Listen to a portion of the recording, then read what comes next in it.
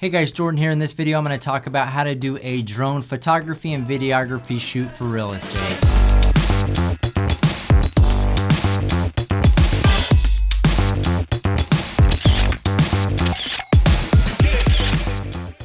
Now, first things first, you're going to want to get a good drone for real estate photography.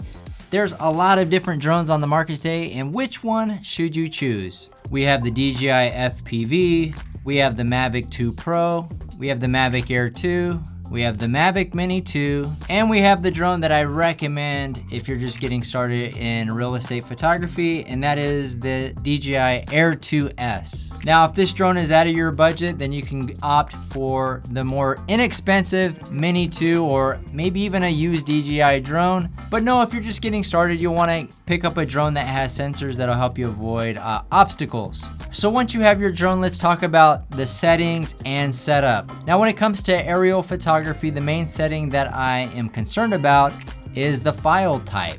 I like to set my file type to RAW because it gives me a lot of creative flexibility in the editing process. I know I'll have a lot of data in the shadows and the highlights to be able to produce high quality results for my customers. Now, when it comes to real estate videography, we like to shoot our videos in 4K. Not only does this give us higher quality video footage, but it also gives us the creative flexibility to be able to zoom in and zoom out, even if we're delivering a project in 1080p. Setting the drone to HLG gives us a lot of creative flexibility in the editing process, and it produces a great result with a lot of details in the shadows as well as the highlights in video. All right, so when you first take off and you get your drone in the air, you want to ask yourself, why did this particular client order aerial? Usually there's a reason. Maybe there's parks, a big lot, maybe there's amenities in the area, great mountain or city views that they want to highlight. So you want to make sure to highlight that in the aerial photos and the video. Be sure to keep the home in the center of the frame, usually at the bottom if you're far away on an aerial shot. You want to make sure that the home that you're selling is the center of attention in all the aerial video clips as well as the photography clips.